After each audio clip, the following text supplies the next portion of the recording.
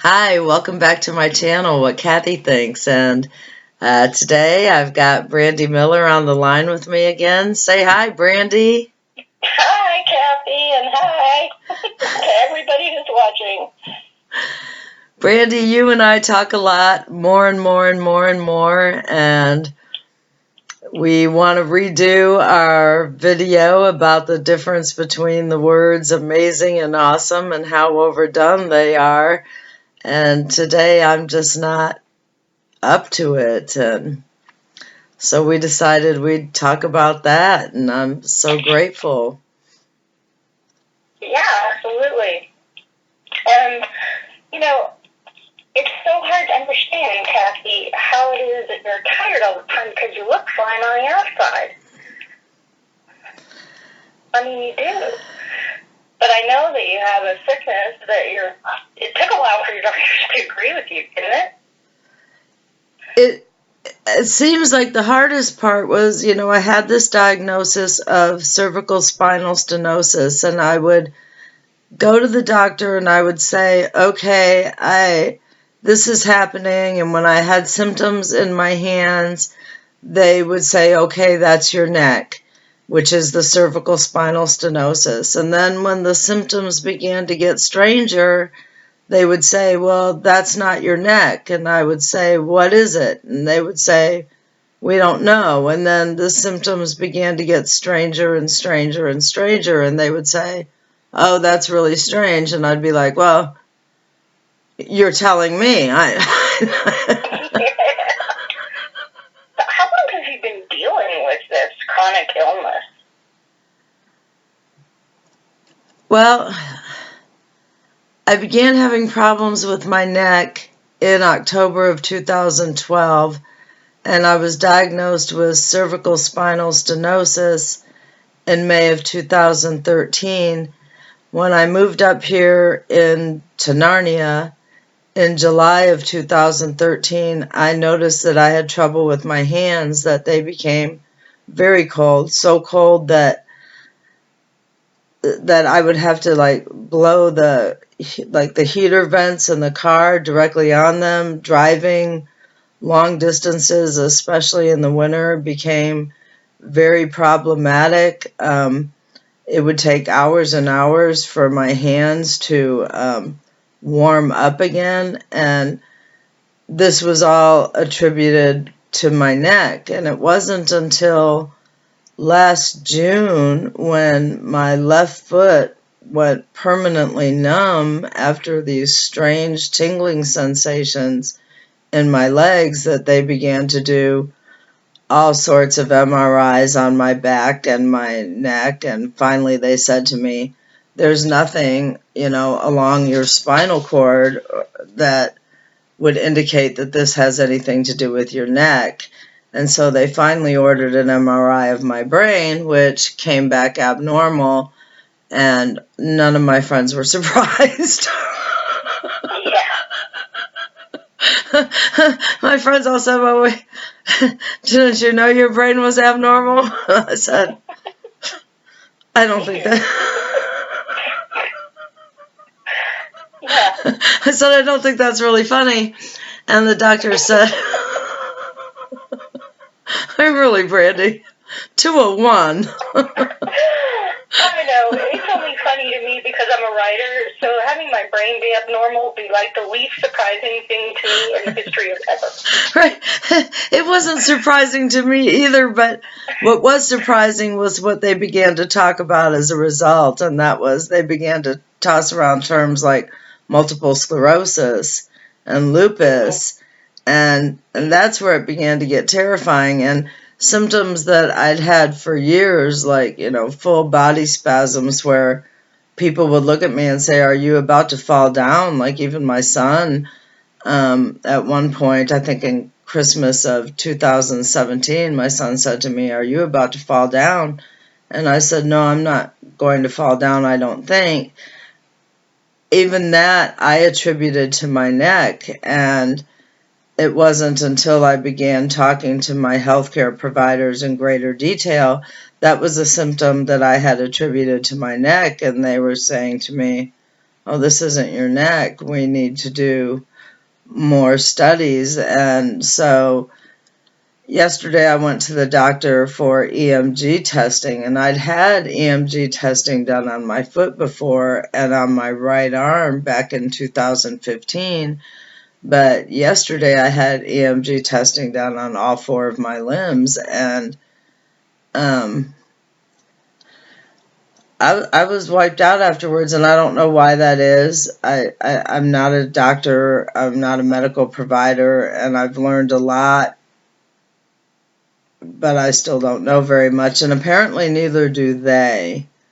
Apparently, right, they don't know what's causing all these symptoms. The prevailing theory seems to be an autoimmune disorder, and the severity of that seems to, the prognosis seems to vary from visit to visit, but the most helpful advice I've gotten, strangely, has been from my OBGYN, who's advised me to adhere to an anti-inflammatory diet and an immunosuppressant diet, which is like, it runs counter to everything you've ever thought you should do. You hear, oh, take lots of vitamin C, it'll boost your immune system, or eat these foods, it'll help your immune system be boosted.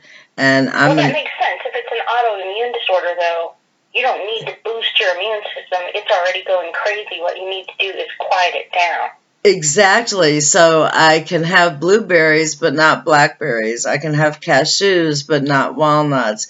I can have sunflower seeds. So it's been really weird, but that diet has really helped the way I feel. I guess the scariest thing to me has been realizing that there aren't cures for autoimmune disorders. There aren't cures. And most of the treatments that they have are contraindicated for, like, for instance, steroid treatments, corticosteroids in particular, are contraindicated for a person with bipolar disorder. Yeah, so there's that conflict between what's good for your brain and what's good for your body. Right, and I'm going to have to choose my brain. Well, if I had to choose between the two, I'd be choosing the same thing. Exactly. I mean, I understand that it's damaged. But it's not damaged. It's just not what they expected to see. Right. And I have to also acknowledge that while the MRI showed brain damage, it's not like I suffer brain damage in the way that people who suffer severe brain damage experience.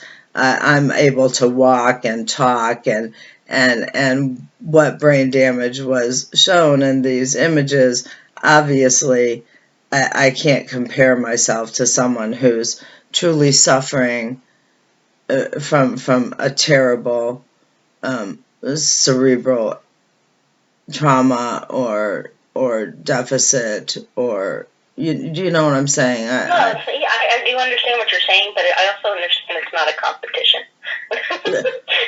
We don't get awards for having the best disease or the best suffering. Right. And it is hard to explain. There's no Academy Award for best performance or best trauma. Well, right? What would that be? Like a medical award? I don't know. Right. And maybe we need one of those. Maybe we need that. Suffer. Because Catholics are good at suffering. So maybe we need a special award for suffering with. Will I go to heaven? Will I be beatified? Well, only if you've done miracles after your death. Oh, Brandy. You have to do some miracles after your death. You can't just be a good person. Well, doggone it. I know, right? I mean, it kind of stinks, but goals. After death, if you want to be a saint. Goals, Brandy, goals. Well, see, actually, I've already got my goal to become a saint. I want to become the patron saint of the undecided. People who have a tough time making a decision can turn to me for help. I'll tell them what to think. No control issues there, my friend. Oh no, I'm good at giving advice. I was born with the initials BS, and I'm sorry, but when you're born with those initials, there's really only one of three things you can do with your life. You can either, become a con artist, which, that has its drawbacks. You can become a politician, which, is just the legalized version of con artistry. Right. Or you can become a writer, and I chose to become the most honorable of the three professions. At least when I lie, everybody knows it. Oh my goodness. I didn't think I'd be.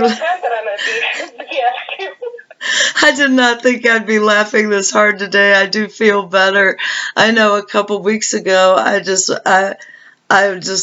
could not go to work the day after my computer was, hacked and my bank account was hacked, and I called in sick to work, and my boss asked me, was I going to my doctor's appointments, which someone told me later was actually a violation of my HIPAA rights that she even asked that. But it is, and I only work part-time. I'm already disabled, but it is really hard for people to understand that, yes, I'm healthy looking sometimes. Yes, I am doing my level best to stay as healthy as I possibly can. I have no death wish. I have no desire to die. My past behavior may not have reflected that all the time, but I'm in here giving it the good fight, and it's not like I have cancer. I don't have a terminal diagnosis, and I'm so grateful to God for that. So many people are in a worse position, and I feel guilty sometimes for being sick in such a vague. Not, do you know what I'm saying? Yeah, well, when you don't have something, I think it's almost like with depression. In a sense, it's the same thing. You've got this thing that's causing you to drain your energy all the time, and you look healthy on the outside, but on the inside, you're not functioning so well. Right. And it's hard for other people to understand. They want to pigeonhole you as, well, you're just lazy, or you just don't want to work, or, you're just making excuses. And I used to not be very sympathetic with that. My husband struggles with depression, and I used to not have a lot of sympathy at all. I think as I've gotten to understand it better, though, to understand help him communicate with me better what's going on, there's a lot going on, that's draining the battery, so to speak. And he can't give me 100% of his attention, and he can't give me 100% of his energy because he doesn't have it to give. Brandy, we're running close to the 15-minute time window, so I'm gonna. Wow, that passed fast, didn't it? This is because we're talkers, and you've given me the energy to talk a bit about what's going on with me today, and I'm so grateful for that. And I hope that this video encourages people who may be experiencing something similar, that terrifying no man's land where you don't have a diagnosis, and it can be so hard. I understand that, and I hope that if you don't have good friends that can support you the way Brandy and my friends are supporting me, find them, make them somehow. Comment, and we'll shout out to you, I mean. Absolutely. Yeah, we'll shout out to you. In the meantime, have as happy a day as you possibly can. Like and subscribe. Brandy and I will be back.